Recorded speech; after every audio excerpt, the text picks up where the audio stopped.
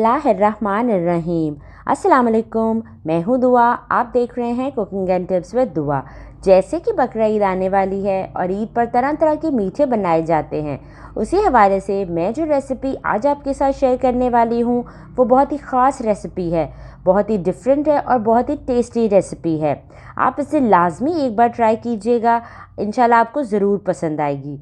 आज की रेसिपी है नवाबी सेवइयाँ। जी हाँ, आज मैं आपके साथ थोड़ा डिफरेंट सेवइयाँ बनाने का तरीका शेयर करूँगी।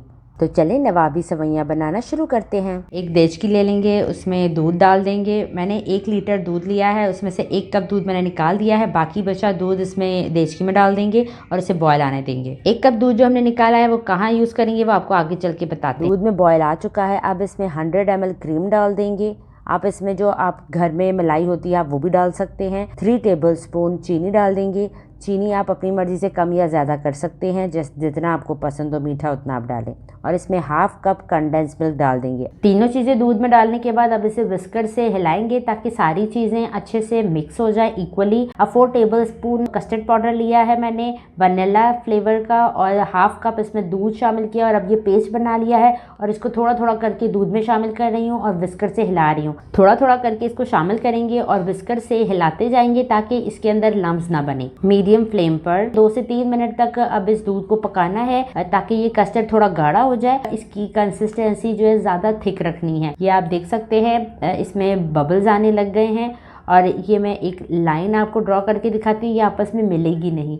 इट मीन्स ये बिल्कुल परफेक्ट कंसिस्टेंसी है। हमारा जो कस्टर्ड है वो काफ़ी थिक हो गया है। फ्लेम ऑफ कर देते हैं क्योंकि ठंडा होने के बाद ये और ज़्यादा थिक हो जाएगा। अब एक कढ़ाई ले लेंगे और इसमें 1 टेबलस्पून देसी घी डाल देंगे और इसे मेल्ट होने देंगे। आप कुकिंग ऑयल में भी बना सकते हैं लेकिन देसी घी में ज़रा इसका अच्छा फ्लेवर आ जाएगा।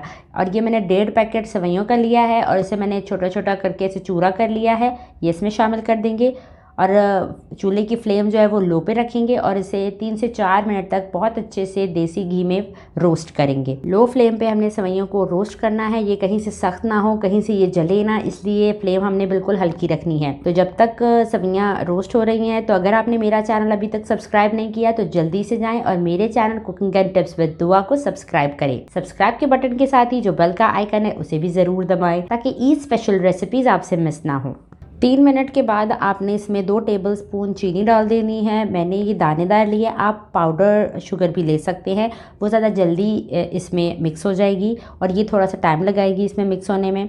तो अब इसे लो फ्लेम पे हम ये सारा काम जो है हमने लो फ्लेम पे करना है, नहीं तो हमारी सेवइयाँ कहीं से सख्त हो जाएंगी, कहीं से जल जाएंगी। तो चीनी हमने इसमें मिक्स कर ली है। अब जो भी आपके पास ड्राई फ्रूट अवेलेबल है वो आप इसमें थोड़ा सा डाल दें और बाकी गार्निशिंग के लिए रखेंगे। तो ड्राई फ्रूट भी इसके साथ ही हम रोस्ट कर रहे हैं। 2 मिनट तक ड्राई फ्रूट भी हमने इसमें रोस्ट करने हैं सेवइयों के साथ और उसके बाद हमने इसमें 1/2 कप दूध शामिल कर देना है जो हमने 1 लीटर में से बचाया था, वो शामिल कर देंगे और इसे मिक्स करेंगे। आप देखेंगे कि ये सेवइयाँ जो है वो क्रंची नहीं रहेंगी, सॉफ्ट हो जाएंगी और बहुत ही मज़ेदार इसमें फ्लेवर आएगा। आप इस पॉइंट पे इसमें पाउडर मिल्क भी यूज़ कर सकते हैं। अगर पाउडर मिल्क नहीं है तो आप ये नॉर्मल रेगुलर दूध जो है वो यूज़ कर लें। दूध डालने के बाद इसे कवर करेंगे और 5 मिनट के लिए दम पे रखेंगे ताकि सेवइयाँ जो है वो थोड़ी सॉफ्ट हो जाए। उसके बाद आपको असेंबल करके दिखाते हैं। 5 मिनट के बाद फ्लेम ऑफ कर दिया और अब इसकी लेयरिंग कर लेते हैं। सबसे नीचे हमने सेवइयों की लेयर लगानी है और फिर थोड़ा चम्मच से ही उसे प्रेस करना है ताकि ये सेट हो जाए। सेवइयों के ऊपर हमने कस्टर्ड की लेयर लगानी है। कस्टर्ड हमने इसीलिए कस्टर्ड की कंसिस्टेंसी थिक रखी थी ताकि वो सेवइयों के साथ मिक्स ना हो जाए और जब हम इसे ठंडा करके खाएं तो वो बिल्कुल केक की तरह एक पीस पूरा हमें मिले।